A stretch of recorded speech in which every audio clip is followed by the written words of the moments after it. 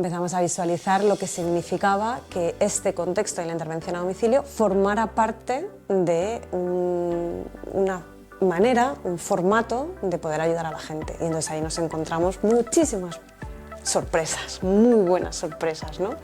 Como pues qué tipo de gente te llamaba, qué tipo de gente no llegaba a la seguridad social a poder verles. Hay dos sistemas que son fundamentales. El sistema nervioso simpático es el que te da el chute de energía para que tú vayas a la acción y para que estemos pues, como estamos hoy aquí, atentos, ¿no? Perceptivos, entregados, ¿no? Radiantes. Y el sistema nervioso parasimpático es que cuando os vayáis, yo entraré en relajación y calma. Claro.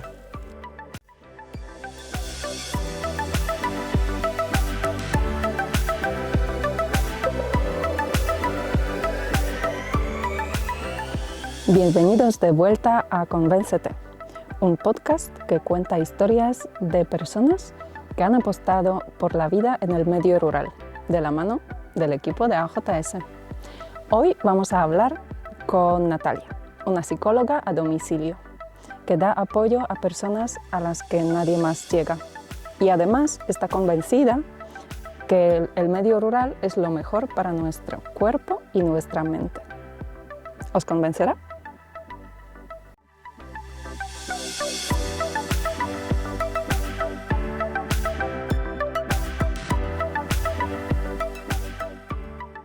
Bueno, hablando de formas de experiencias y tal, te quería hacer una pregunta, o al menos que a mí me intriga bastante, que es la química del enamoramiento.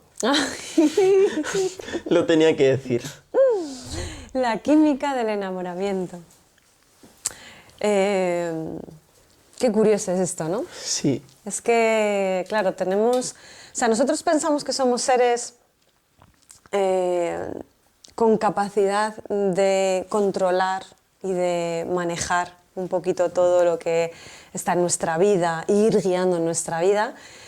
Y en realidad hay unas fuerzas superiores a eso, y una de ellas tiene que ver con la supervivencia, y tiene que ver con el legado, y tiene que ver con la reproducción, y tiene que ver con cosas de este tipo, ¿no?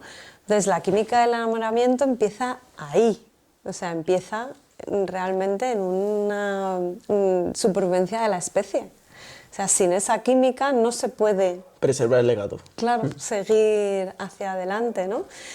Entonces, yo te voy a contestar la pregunta desde ese punto experiencial, ¿vale? De qué es lo que ha pasado en mi vida como psicóloga desde el enamoramiento. Y justamente ha sido la deconstrucción que tenía que hacer la gente de qué significaba enamorarse. Es decir, la gente que viene a consulta después de una ruptura, después de una situación compleja, después de que, no, yo estaba con una chica, y sobre todo mucha gente joven pregunta por esto, muchísima, ¿no? En plan de, yo estaba con una chica y de repente se lió con mi amigo, ¿no? Y entonces, o yo estaba con una amiga y de repente esta amiga se lió con su otra amiga, ¿no? Entonces como que, ¿no? Hay como una cierta confusión que viene de no entender qué es lo que ocurre en el fondo, ¿no? Y cómo somos, ¿no? Entonces, la gente tiene que deconstruir lo que viene escuchando en los cuentos, por así decirlo, ¿no? O en las películas de normatividad constante, porque es verdad que tenemos mucha normatividad en la cabeza. Entonces, a día de hoy, cuando sufres un desamor, cuando alguien te deja, cuando hay una situación... Infiel o lo que sea. Sí, exacto, no, hay una situación que no comprendes, que no está dentro de tus esquemas, de repente es como que el propio joven se derrumba completamente, ¿no? Es como si le hubieran cortado por la mitad y se hubiera derrumbado su castillo, ¿no? Y entonces tiene que volver a construirlo. Pero para eso hay que deconstruir el propio concepto de enamoramiento. Entonces ¿y qué es esto del enamoramiento? Y yo les pregunto, en plan de ¿qué es enamorarse? ¿Qué es para ti enamorarse, no? ¿Qué es? Para mí. Ostras, no me lo esperaba que me devolvías la pregunta. Cachis. Esto es lo que hacemos las psicólogas. Eso. Pues, ¿Qué esperabas? ostras, madre mía, no tema más filosófico. Bueno, para filosofía... Bueno, lo que te salga, pues a ver, para mí enamorarse de una persona, quitando todos los aspectos químicos y todo eso, es cuando sientes que estás a gusto. A ver, hay dos diferencias. Está una amistad, que una amistad, tú te llevas muy bien con una persona, pero sientes que así está bien la situación, y después está un enamoramiento, que al menos desde mi punto de vista y bajo mi propia experiencia es cuando estás al lado de una persona y te sientes súper cómodo, quieres estar con ella, tal, quieres lo mejor para esa persona, y para mí enamorarse es compartir un sentimiento mutuo. Ahí lo dejo. No, pues no seré yo Es quien algo te precioso. diga. Claro, o sea, no seré yo quien te diga que tiene que ser de otra manera. O sea, Y para ti, Luchi. Para mí, yo creo que por allí, por lo que dices, ¿no? Que es este deseo de compartir con esta persona más que la amistad, ¿no? Compartir la vida, compartir la intimidad, ¿no? Por allí. tuve un desamor muy profundo en mi vida. He tenido varios, pero bueno, uno que yo recuerde así, que me llevó a leer muchos libros. Qué guay. Y entonces, uno de esos libros, pues lo resumí e hice como capítulos, ¿no? Bueno, uno de esos libros es El arte de amar, de Eric Fromm. Y otro de esos libros que me los regaló una amiga, Almudena. Hola. Que es de Joan Garriga, es El buen amor en pareja. Y entonces de ahí, y esto te va a romper la cabeza, ¿eh? Pero yo, Ya la tengo rota. de ahí saqué, fijaros, que la palabra enamoramiento es enamora y miento. Qué filosófico ya es esto, madre. Ya sabía yo que esto iba a traer debate, pero bueno, estamos para eso. Y entonces de ahí saqué mi propia versión, que era enamora viendo. Es decir, tienes que ver a la otra persona, y ver a la otra persona es verla de verdad. O sea, es verla en su complejidad, y es ver sus monstruos también, porque serán los tuyos cuando esté muy cerca. Entonces, para mí, este enamoramiento que se transforma en enamoraviendo, si es auténtico, es saber estar con los monstruos de la otra persona. Sí, una mujer sabia una vez me dijo que a la otra persona no se la ama por cosas, sino a pesar de cosas. Claro. Entonces, fíjate ¿Cómo hemos acabado hablando de esto? hasta dónde puede llegar tu pregunta del enamoramiento. Voy a empezar por algo químico, como siempre empieza la ciencia, por explicaciones químicas, y puede terminar en algo muy filosófico que se necesita muchas veces para complementar la explicación química, ¿no? También hay una cosa que conlleva esto, es que mucha gente de mi edad se siente sola y piensa que está enamorada y confunde ese sentimiento de enamoramiento por no estar sola. ¿Qué opinas sobre esto? Sí, efectivamente.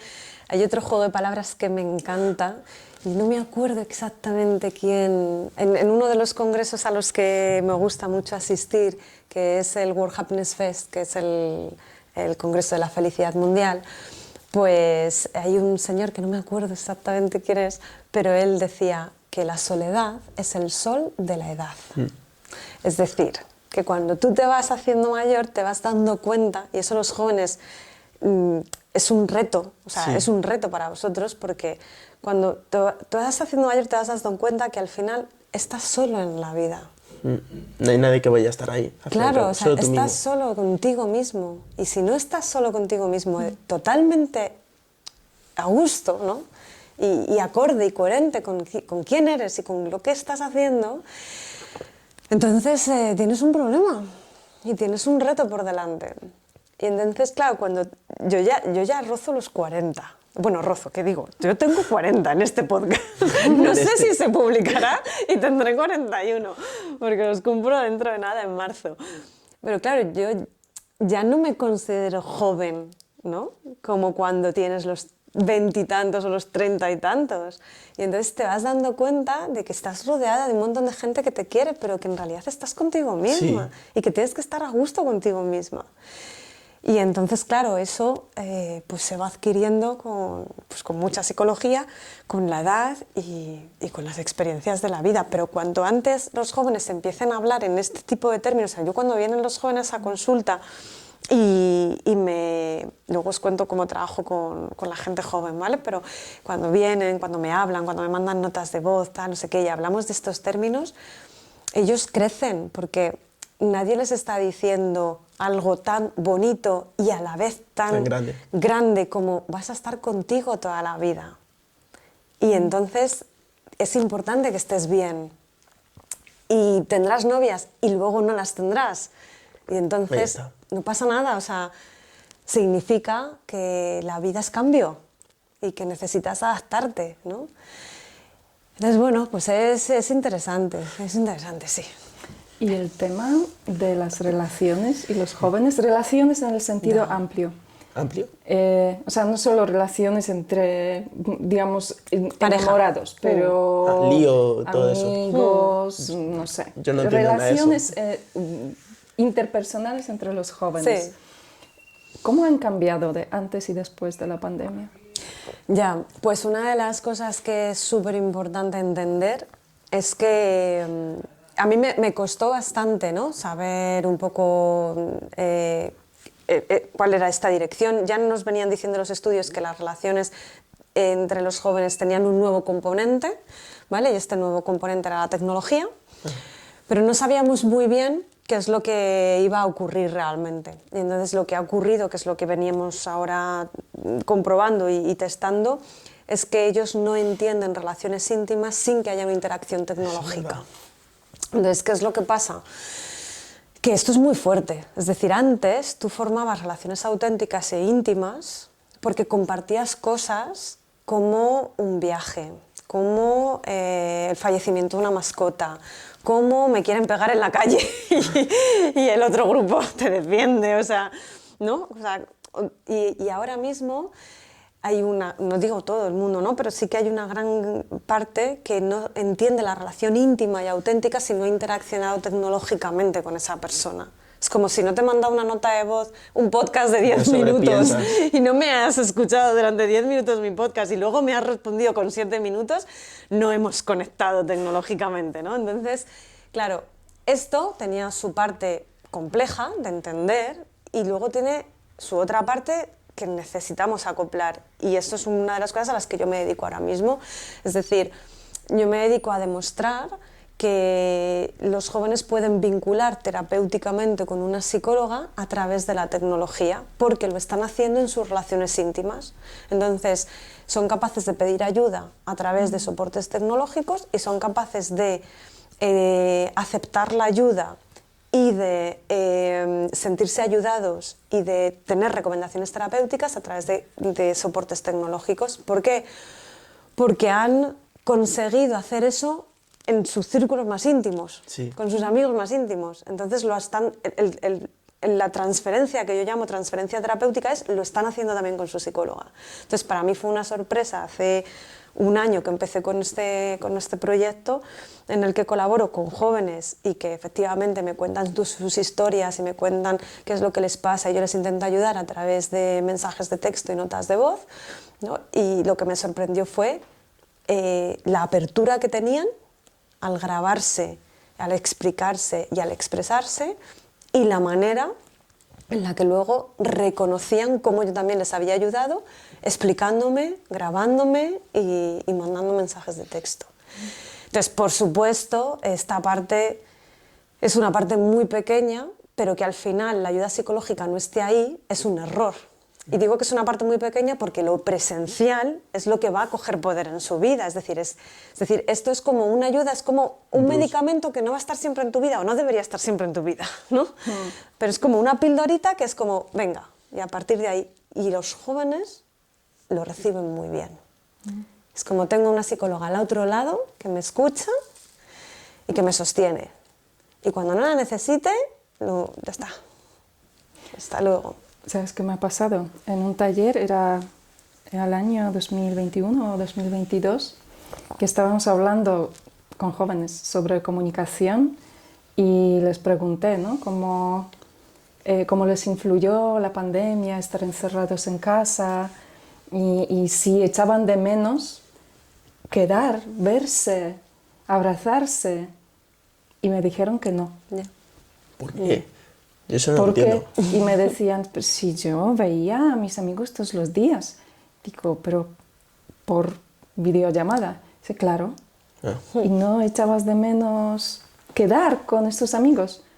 No, sí, podíamos hablar, una chica dijo, sí, me faltaba que me abrazara mi mejor amiga, pero el resto decían, no, sí, es absolutamente lo mismo quedar contigo en persona o hablar contigo por videollamada. Sí, pues es que ahí hay una diferencia, y es que esas relaciones que en pandemia se fortalecían era porque había una base anterior. Sí.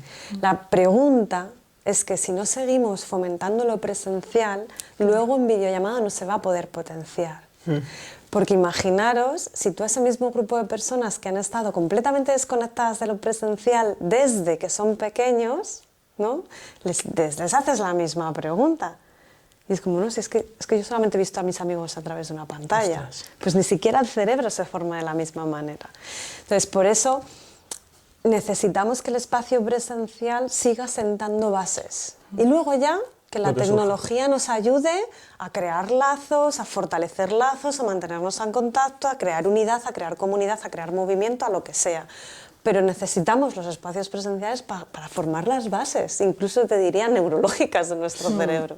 Total.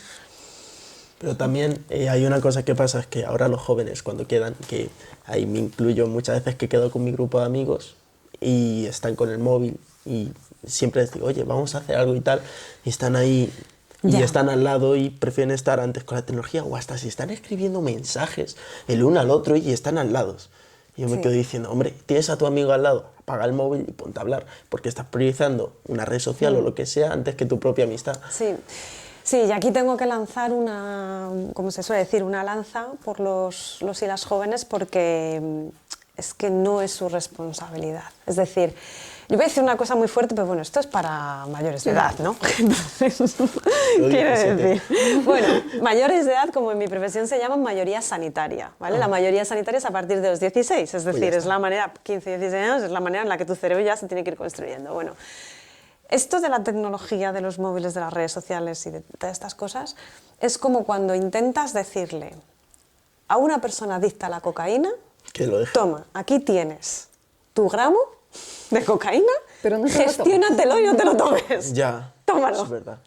Y entonces, claro, el joven recibe más o menos a partir, espero que la normativa europea ya se ponga las pilas, pero más o menos a partir de los 12 años, 12 años, ¿qué y cerebro? antes.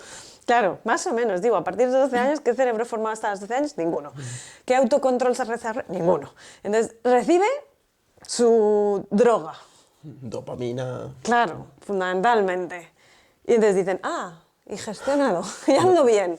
Los No, reels. esto no puede ser. Entonces, una de las cosas que hice hace muy poquito, hace como un año, con una compañera de trabajo que se llama Sara. Hola, Sara. Hola, Sara. Pues fue hacer pues una especie de podcast en YouTube, una charla, donde hablábamos de cuáles eran los efectos ya demostrados de la tecnología en la salud mental. Ya demostrados, no ni siquiera nuestra experiencia, sino revisiones sistemáticas súper fundamentadas a nivel científico. Y claro, los efectos son muy graves, o sea, desde el punto de que no se puede activar el sistema nervioso parasimpático, está completamente bloqueado. Entonces el sistema de la calma, de la relajación, de la introspección, del estar contigo mismo, se bloquea y desaparece, ¿no? Entonces, no es fácil que le digamos a la gente joven, adolescente, gestiónate con tu móvil, con tu smartphone, con tus redes sociales. O sea, es pedirle un imposible. Entonces, hay muchas veces que cuando yo doy charlas a padres y madres de niños adolescentes y dicen, claro, Natalia, pues nada, vamos a hacer un poco una charla, un taller de cómo gestionar la tecnología, y que no es tanto la tecnología, es más bien las redes sociales. Pero bueno, ¿cómo gestionar las redes sociales en los adolescentes? Digo, bueno, ¿estáis preparados para lo que voy a decir? Digo, porque no es su responsabilidad, es la vuestra. Claro. Entonces, ¿cómo? Digo, hombre, claro. Digo, y además es que yo les digo, voy a sonar muy fuerte, digo, pero de verdad es como le estás dando un gramo de cocaína a una persona y le estás diciendo, suerte en la vida con esto. Si te puedo hablar desde mi experiencia al respecto, Vale, pues a ver, yo he tenido una gran adicción al móvil, sobre todo a las redes sociales, en TikTok con la cuarentena, solo veía Reels, y eso me llevó a repetir segundo la ESO. Entonces mis padres me pusieron medios, por ejemplo Family Link, y al final yo me empecé a autogestionar yo solo, porque dejé de hacer deporte por los Reels, y sobre todo los videojuegos también, que es un tema que es una droga, al fin y al cabo, es una droga que depende cómo la utilices, puede ser para tu conveniencia o no, es como una pistola, un móvil. Entonces, a medida que pasa el tiempo, al final, o eso espero, los adolescentes conseguirán sobrellevarlo. Sí, pero necesitan ayuda. Claro, ahí está. Y aquí viene la parte difícil, porque las generaciones anteriores no han crecido con las redes sociales. Ya. Y muchas veces ni entienden qué es, cómo funciona, ni saben cómo ayudar a los jóvenes. Sí, yo entiendo que la normativa europea que ya está cocinada empiece a limitar el uso, ¿no?, de Pues los contar teléfonos. más sobre la Sí. normativa. Sí, claro, sí, bueno, básicamente consiste en poner una edad en la que un adolescente puede tener un dispositivo que se llaman inteligentes, un smartphone inteligente, ¿no?, donde puedes meter aplicaciones. Entonces, es una legislación, bueno, es una normativa europea que luego cada país tiene que legislar, ¿no? Entonces, ahora mismo nos parece imposible saber qué fue aquello que motivó a que en los bares no se pudiera fumar, en los restaurantes no se pudiera fumar, en las clases, en los aeropuertos, en tal, no se puede, o sea, ahora mismo es como que nos parece como muy difícil pensar en aquella época en la que, ¿no?, se iba a prohibir todo, y ahora es como no, como no, menos mal, ¿no?, respirar aire puro, que tu ropa no huela a tabaco. Sí. Y ya está, y luego si quieres pues lo haces fuera, en la calle o Pero sin lo que molestar al sea. resto. Sí, o sea, y entiendo que tenemos que pasar por eso. O sea, ahora mismo como que a nosotros nos cuesta mucho trabajo sentir o pensar que un chaval de 13, 14 o 15 años no tenga un dispositivo inteligente, pero ojalá llegue el momento en el que nos sorprendamos de, ala, ¿te acuerdas cuando los niños de 12, 13, 14 años tenían un dispositivo inteligente y tenían redes sociales? ¿No? ¡Qué fuerte, qué fuerte! Pues creo que deberíamos llegar un poco a esto. Y eso no se consigue si no hay normativas comunes como la normativa europea y luego legislaciones por país. Y lo que se está intentando es precisamente llegar a ese punto. Entonces se pone la edad de 12 años como terminantemente prohibido antes de los 12 años poder adquirir ningún dispositivo móvil, y de los 12 hasta los 16 mucha supervisión. Y claro, a los padres y a las madres hay que empoderarlas. Es decir, no vale con que ellos se tengan que inventar las reglas y las normas, ¿no? Cuando además, claro, las mamis me dicen, jo, es que no veas lo difícil que es, porque todas las amigas tienen, ¿sabes? Claro. Insta, y todas las amigas hablan por TikTok, y claro, mi hija no. Claro. Entonces, claro, es una presión que tiene que soportar una madre, ¿no? Entonces, a las madres y a los padres hay que empoderarles mucho. Y ellos necesitan este tipo de legislaciones para empoderarse, porque si no, el contexto les come. Entonces, bueno, pues ojalá lleguemos a ese momento de ¡ah, qué fuerte! ¿Te acuerdas cuándo? ¿Os imagináis si ahora se quita el wifi en todos los restaurantes, bares, etcétera? Wow. Sí, o la señal, ni siquiera el wifi. Sí, la señal, la no señal. el wifi gratis. Ostras. Pues sí, la verdad es que sería, por lo menos seguro que hubiera una parte que interaccionaría de manera distinta, ¿no? Y es que nuestra vida ha cambiado. Sí. Una pregunta, o sea, esto no tiene nada que ver con el tema que estamos hablando, pero sé que nuestro cerebro se divide en diferentes partes, entonces te quería preguntar cómo nos afecta a nosotros el cerebro reptiliano. Sí, bueno, porque tú estás haciendo mención a ese cerebro reptiliano, ese cerebro emocional, ese cerebro cortical, ¿no? Y un poco los tres cerebros. Es una teoría que se llama los tres cerebros, ¿no? Entonces, este cerebro reptiliano era como pues un cerebro muy primitivo, ¿no? Que básicamente se encarga de la supervivencia, que está además en la zona un poco más cercana al tronco cerebral, y entonces es como así como una bolita muy chiquitita, ¿no?, de aquí, y es el que compartimos pues bueno, con la mayoría un poco de las especies, es el que se encarga de la supervivencia, respirar, cosas automáticas, ¿no?, respirar, comer, defecar, o sea, es decir, pues cosas muy, muy básicas. Luego, a partir de ese cerebro se monta, ¿no?, lo que llamamos el cerebro emocional, ¿no?, que luego no es tan diferenciado, o sea, se ha tenido que contar a las personas de manera diferenciada, pero en realidad las interconexiones que hay, ¿vale?, son tremendas, porque todo el cerebro está interconectado y está completamente milenizado, es decir, con muchísimos cables, ¿no?, por ahí, tucu, tucu, tucu. Pero sí que es verdad que un poco se ha intentado con esta teoría como ver lo que más o menos pues no podemos ver a simple vista, porque no podemos abrirnos la cabeza y verlo todos los días. Entonces hay como esa parte que luego después está el cerebro emocional, que es un cerebro que se encarga de sobrevivir también, pero a partir de las sensaciones, es decir, este miedo que te ayuda a sobrevivir, ¿no?, este amor que te ayuda a sobrevivir, ¿no?, estas emociones que son tus aliadas en la supervivencia, ese cerebro emocional, y luego sobre él se monta toda una capa que es la cortical, la corteza cerebral, que es la del pensamiento y la de la coherencia, ¿no?, bueno, en fin, la de las decisiones, mejor dicho, la toma de decisiones. Entonces, ¿qué es lo que ocurre? Que cuando nosotros estamos enfrentándonos, por ejemplo, a un reto en la vida, lo que queremos es que ambos tres cerebros se acoplen y latan como de la misma manera, ¿vale? Una respuesta. Exacto, y vayan en la misma dirección, ¿no?, como que todo se acople.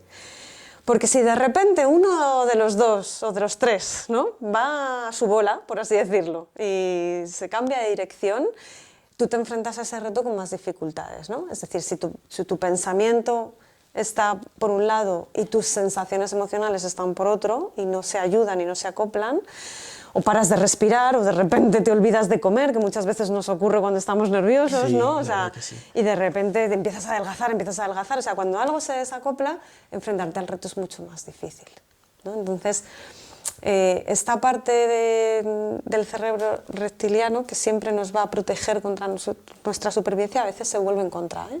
Y es el más peligroso.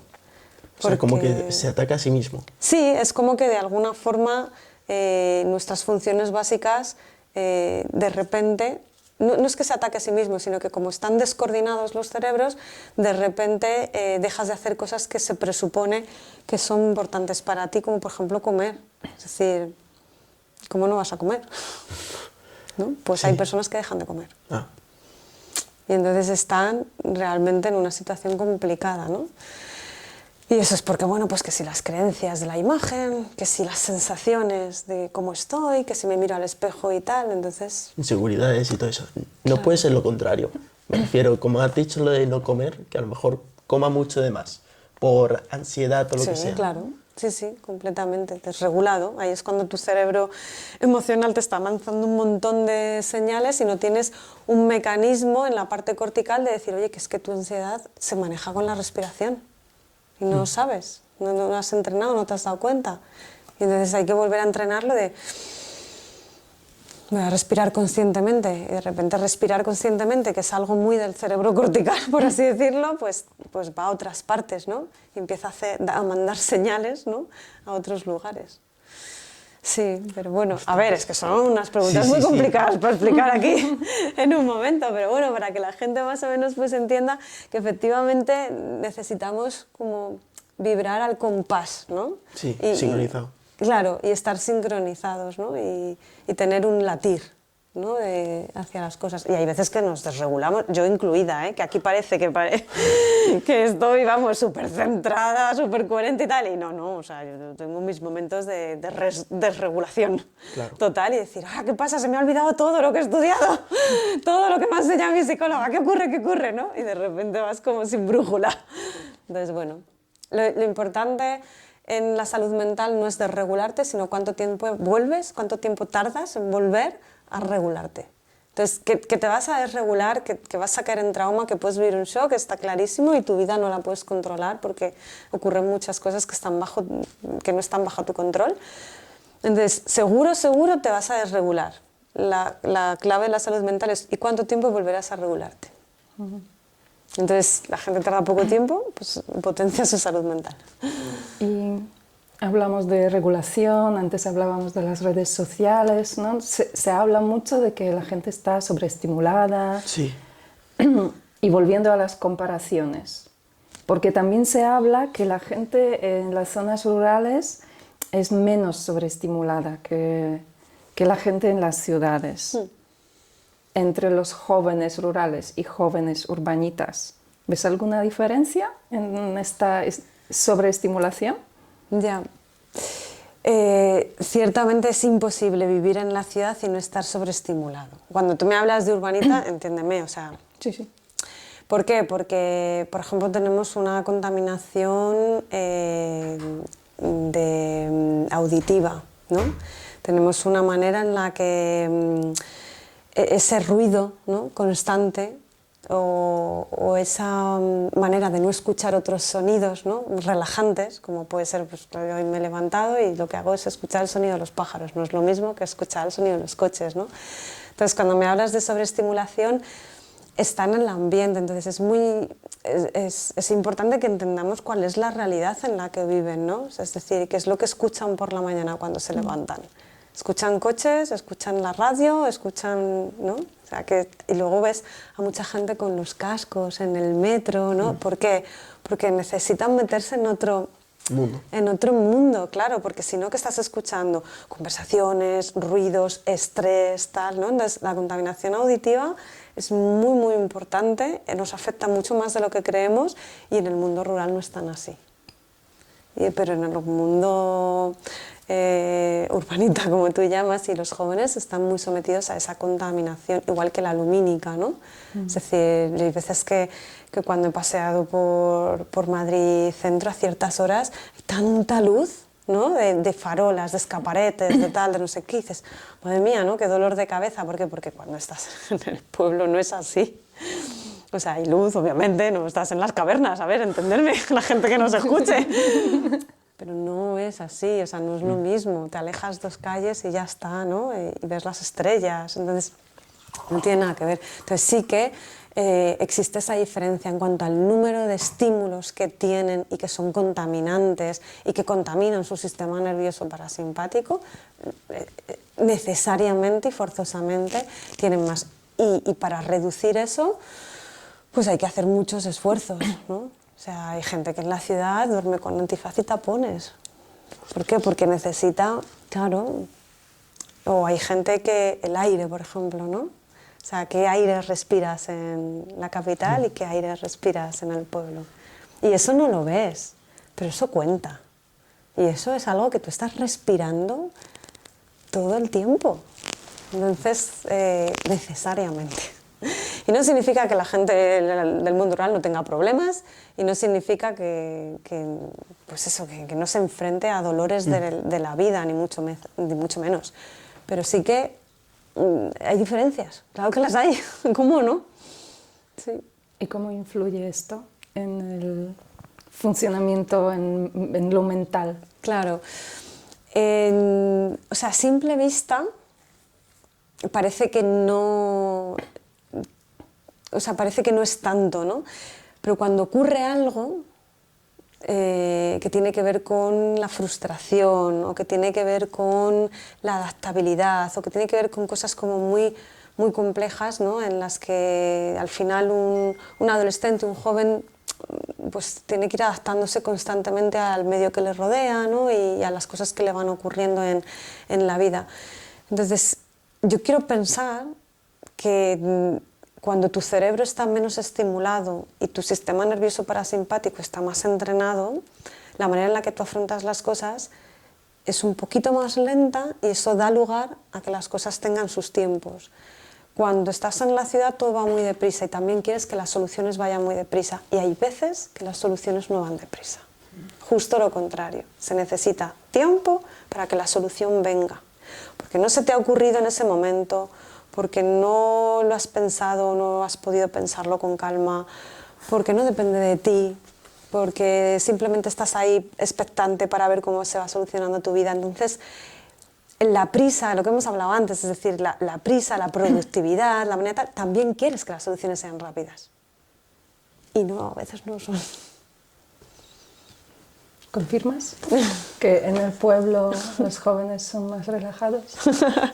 Bueno, a ver, es que yo he estado en Cuenca y ahora he estado en Arenas. Bueno, anteriormente también estuve en Arenas, pero, a ver, yo no veo, por una parte, los jóvenes mucha diferencia, porque con los móviles, como has dicho antes, de estar viendo los reels y de querer todo ya, al final se acostumbran a querer tener todo inmediato, todo al momento, y no saben lo que es esperar. Sí, efectivamente. Entonces, claro, todos tenemos, en cuanto la tecnología y los smartphones condicionan un poco nuestra vida, tenemos el mismo reto. Lo que pasa es que quiero pensar que, claro, hay otros factores que el joven en el mundo rural no está tan contaminado, ¿no? Y que pudieran ayudarle un poco más. ¿Y cuáles crees que son los desafíos de la vida rural, así más en general? ¿Para los jóvenes o para la gente? Para la gente en general. Ya. Bueno, un poquito lo que he dicho antes, ¿no? Que necesitamos reforzar que la vida rural no es menos, y necesitamos reivindicar que lo que estamos haciendo en el mundo rural es, como mínimo, descubrir un sentido de la vida, ¿no? Entonces, para mí el desafío que tienen es un desafío que yo llamo logístico, y es: no tienes acceso al hospital de una manera tan fácil, ¿no? Quizá. No, siempre estamos en Arenas, al final, ¿cuántas veces estamos diciendo, por favor, que haya un hospital en el Valle del Tietar, y no lo hay, ¿no? Entonces, es un desafío, y eso afecta a la salud mental. Claro que afecta a la salud mental, porque si a ti te pasa algo grave, te tienes que desplazar muy lejos, ¿no? Y a la gente nos pasan cosas graves. Entonces, el acceso a ciertos recursos que sí que están en la ciudad y no están en el mundo rural afectan a nuestro bienestar, de nuestra tranquilidad. Entonces, bueno, pues claro, no es fácil. ¿Y qué te ha aportado mudarte de Madrid a un pueblo? Bueno, me aporta y me sigue aportando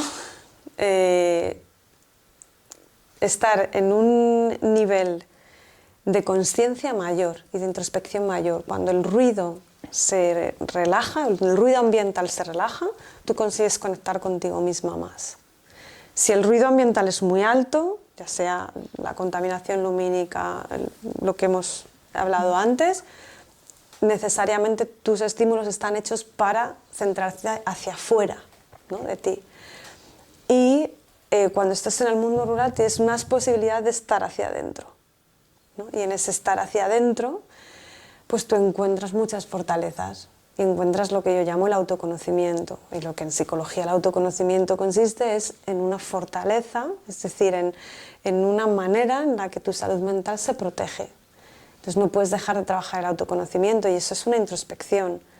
Si el ruido mental es muy alto, pues la introspección se despista y estás fuera, ¿no? Y estás mirando qué es lo que pasa fuera. Entonces, bueno, pues a mí el mundo rural me aporta eso, justo el de tener una mirada interior hacia mí misma, más fácil, ¿no?, de llegar a ella, un poquito más fácil de llegar a ella. ¿Y echas de menos algo de la ciudad viviendo en un pueblo? No.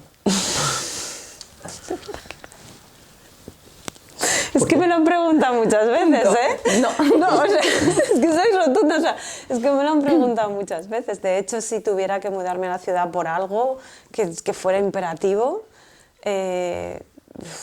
lo pasaría mal y tendría que encontrar, pues lo típico, pues las ventajas, pues estar cerca de un hospital, ¿no? Esas cosas, pero mi respuesta es no. ¿Y qué cambiarías en el pueblo en el que vives? El acceso a los recursos, sí. Al final yo era la única psicóloga a domicilio que había, y ¿por qué no los centros de salud, que hay centros de salud, ¿no?, pudieran tener un sistema ambulatorio de este tipo, ¿no? Entonces, por supuesto, cambiaría eso, que hubiera, bueno, pues una economía que potenciara mucho el sector del trabajo comunitario, pues un poco lo que hacéis en las asociaciones, o sea, que las asociaciones no tuvieran que pelearse sus presupuestos para sobrevivir, cuando el tejido social lo forman las asociaciones y es donde se consigue maravillas, ¿no? Y estás ahí sobreviviendo siempre. Sí, allí el problema es que al escuchar asociación la gente piensa voluntarios.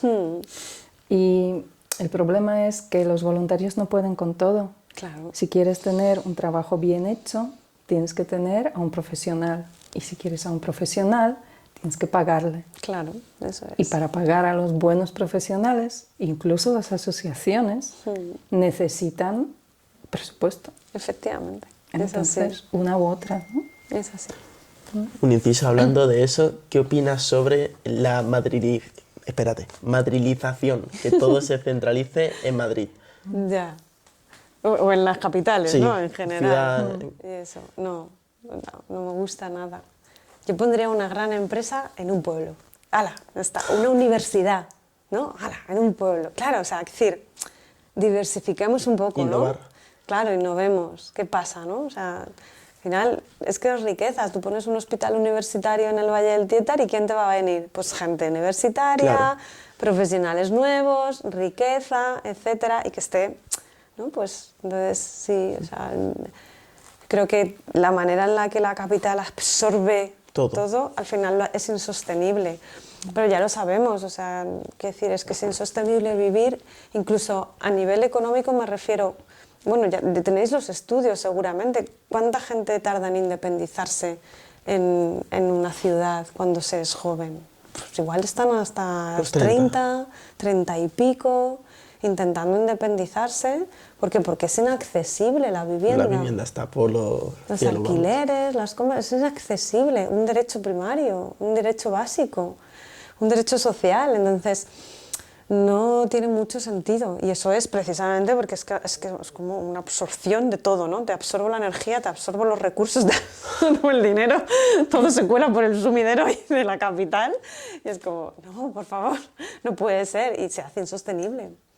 Entonces, claro, la gente que vive con un poder adquisitivo, una economía limitada, al final eso afecta a la salud mental también. Es que a veces no entendemos que, por ejemplo, las cuestiones del suicidio, ¿no? O sea, la gente que se suicida no se suicida porque tiene un problema de salud mental. Esto es un mito que es importante hablar de ello, ¿vale? Es decir, normalmente se asocia que el suicidio es igual a esta persona estaba enferma, ¿no? En la salud mental. No, o sea, el suicidio se asocia a muchas veces, en la mayoría de los casos, a una situación insostenible de vida, ¿no? He llegado a una situación completamente insostenible y a veces viene de problemones económicos grandes, ¿no? Entonces, por supuesto, hay gran parte del índice de suicidio, otra parte del índice de suicidio que viene causada por una enfermedad mental y un diagnóstico total. Pero ya se ha demostrado que no, o sea, que no es así todo el rato, ¿no? Sino que el índice de suicidio está asociado a una insostenibilidad de vida y la vida tiene que ver con muchas cosas. Tiene que ver con el acceso que yo tengo a derechos básicos. Hablando sobre el tema de suicidio, ¿cómo puedes creer que una persona llega a tal límite? O sea, sobre todo en aspecto social. Claro, pero ¿te refieres a hacer eso? Sí. A quitarse la vida. ¿Cómo llegar a ese punto? Claro. Hombre, llegas al punto de ver que esa es la única vía porque tu cerebro no contempla la posibilidad de que el sufrimiento que tú estás viviendo se vaya a menguar con otra cosa. Entonces, la única manera de acabar con tu sufrimiento es quedándote la vida. Ostras. Claro, o sea, el sufrir es una información tan difícil y tan devastadora en el cuerpo y en la mente, el sufrimiento, que la persona dice, es que la única forma, ¿no?, de quitarme este sufrimiento es matándome. Y no, o sea, su mente ha perdido la capacidad de tener la perspectiva y las herramientas de aliviar el sufrimiento de otras formas. Y esto a lo mejor no tiene mucho que ver con las personas que no tienen amistades o vínculos fuertes. Sí, hay indicadores, sí, por supuesto. O sea, que son lo que llamamos los factores de protección de la salud mental, en el sentido de que si tienes amigos, red social cercana, familia que te apoya, eso es un factor de protección de la salud mental, entonces tu índice de suicidio baja, por así decirlo, ¿no? Entonces, pues igual, si haces actividad física, si estás en contacto con la naturaleza, ¿no? Si tienes unos valores acordes, o sea, todo eso hace que tu índice de suicidio, por así decirlo, pues baje. Y lo de las amistades y el refuerzo social es tremendo, o sea, es importantísimo, porque de hecho uno de los estudios que está en una charla TED en YouTube, el hombre se llama Robert Waldinger, que es un señor muy amigable. Él es uno de los muchísimos directores de un estudio que es el estudio más largo en el tiempo, ¿vale? O sea, el estudio longitudinal más largo en el tiempo. Entonces han estudiado a gente durante toda su vida, nunca antes un estudio ha durado tanto, y han descubierto, o dicen, ¿no?, que han descubierto uno de los factores que contribuyen más a la felicidad y al bienestar, y es la red social, la red de apoyo social familiar. Entonces, que las relaciones, los vínculos sanos, hacen que tu índice de bienestar y tu resiliencia y tu fortaleza en la vida pues esté mejor. Estamos hablando mucho Mucho sobre los jóvenes. Ahora tienes la oportunidad de hablarles a ellos. ¿Qué mensaje les enviarías ahora? Sí, venga, yo os mando el mensaje de que tenéis un potencial que todavía no sabéis que lo tenéis. Una capacidad resiliente que a lo mejor no se ha puesto en marcha porque la vida todavía nos ha dado algunos palos, pero a lo mejor a otros sí. Y una capacidad de transformación del mundo que solo es vuestra.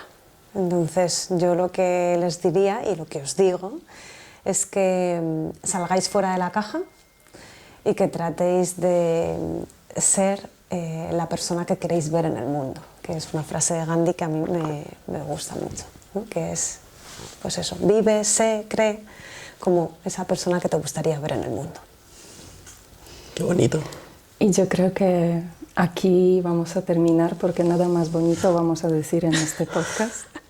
Muchísimas gracias por tu tiempo y por tu historia, y muchísimas gracias por todas tus palabras sobre el mundo rural y todo lo que nos aporta y lo bien que se puede vivir aquí.